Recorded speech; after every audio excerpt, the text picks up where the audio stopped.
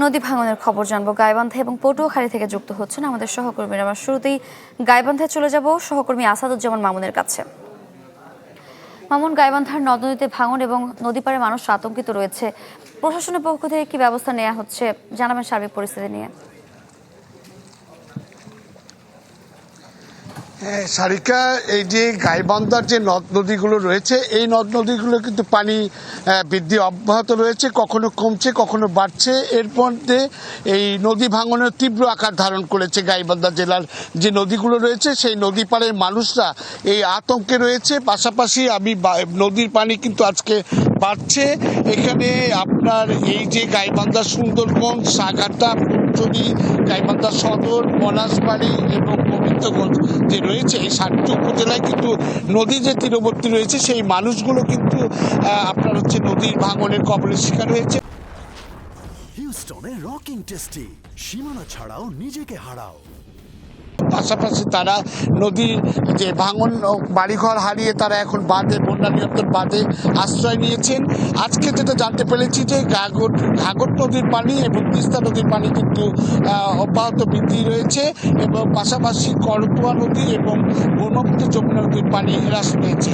পাশাপাশি যদি বলি যে এখানে ভাঙন প্রতিরোধের কথা যদি বলি, সেটা হলো পানি উন্নয়ন নির্বাহী প্রকৌশলীর সাথে কথা বলে জানতে পেরেছি যে এখানে 40টি জায়গায় কিন্তু ভাঙন প্রতিরোধে করছে, সেখানে তারা 20টি জায়গায় কাজ করছে এবং আরো 10টি জায়গায় ঠিকাদার নিয়োগ দিয়েছে, বাকি 10টি জায়গায় বরাদ্দ চেয়ে পাঠিয়েছে, এই প্রতিরোধের ব্যবস্থা করছে। এই ছিল এখনকার মতো গাইবান্ধার ভাঙনের প্রতিরোধের সর্বশেষ খবর।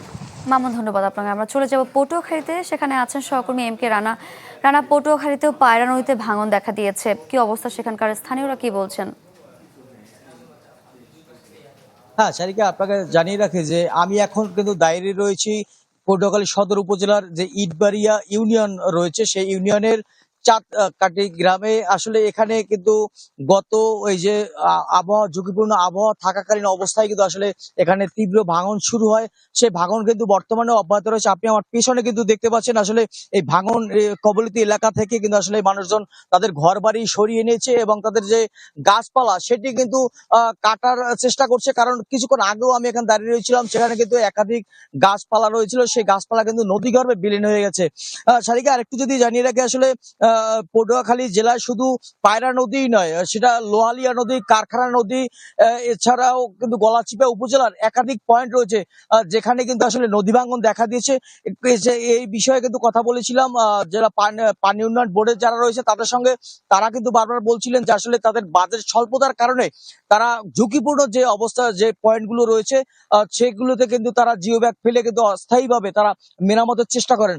এছাড়া কথা বলেছিলাম এখানকার ভাঙন কবলিত এলাকার যারা রয়েছে তারা কিন্তু বারবার বলছিলেন যে বিভিন্ন অফিস আদালতে ধর্ণা দিয়েও কিন্তু আসলে তারা কোনো প্রতিকার পাননি। ফলে কিন্তু 3 থেকে 4 বার তাদের বাড়ি স্থানান্তর করার ফলে তারা এখন নিঃস্ব হয়ে গেছেন। প্রায় হয়তো কিছু কিছু পরিবার এখনো তারা হয়তো রাস্তার পাশে তারা কিন্তু ছাপড়ি ঘরে অবস্থান নিয়ে কিন্তু তারা মানবতার জীবনযাপন করছিলেন, এমনটা কিন্তু বলছিলেন তারা।